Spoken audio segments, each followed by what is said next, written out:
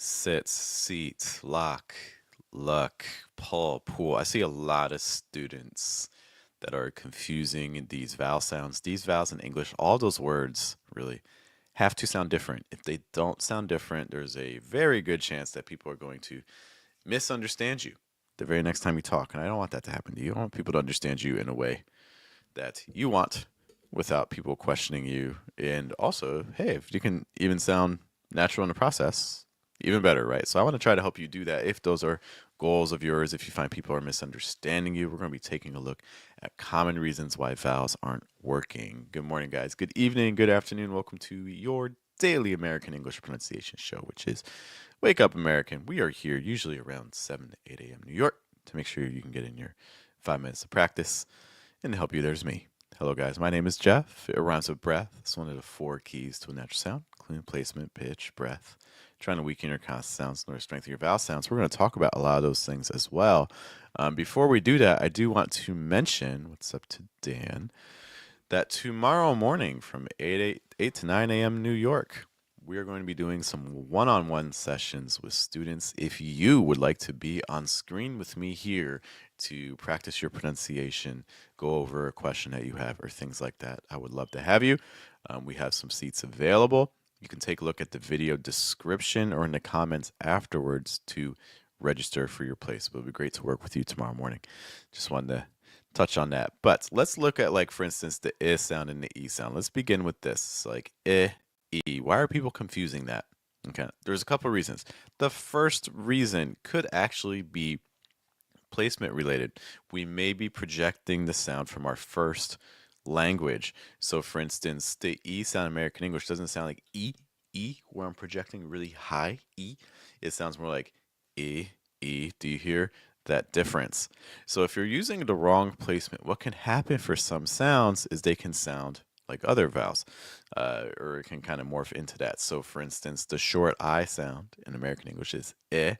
But if I raise the placement too high, like versus you hear us like kind of shifting there? It's because my placement's shifting. So instead of projecting from a higher placement, like I need to make sure my placement is low enough. Eh. So watching out for that.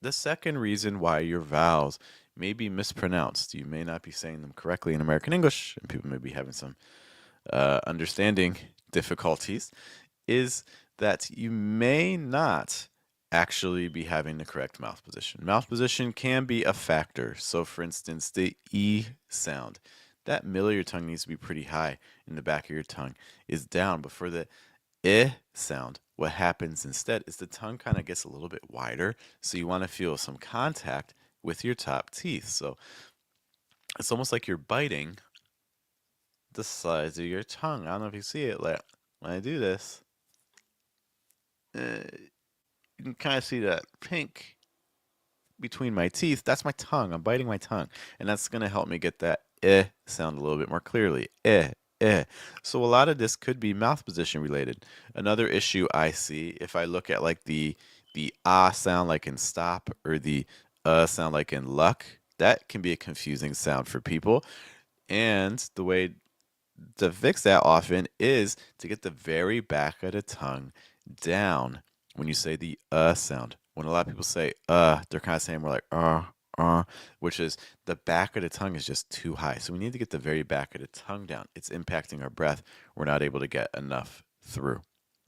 The last reason why your vowel sounds may not be coming across to your listener could be that you're just not firstly able to notice the difference. Like and oo are two different vowel sounds. Or for instance, like in book and like in buck, buck. For some people, they can't even hear that difference. So if you can't hear a difference between sounds, it's going to be very difficult to produce the difference between two sounds. So that just means we need to work on noticing. We need to get more familiar with the vowel sounds so that way it becomes much easier to hear the difference between them. And once we can start hearing it, we can start producing it with much greater regularity. Okay, so those are 3 things that I think can cause people to not produce the correct vowel sound in American English. I do want to give a quick shout out to our sponsor, Elsa. Elsa is a great app for this sort of situation because Elsa has resources. It's an app on your phone, and they have resources to basically, one, give you a pronunciation test to identify what sounds to work on, and then two, they have exercises that you can do to fix those specific sounds. This is where I think Elsa does the best job. It does a great job at identifying areas of weakness for individual sounds and then giving you exercises to make them easier. So, for instance, if you can't hear that difference between lock and luck, or like book and buck, then Elsa has the resources to help you with that.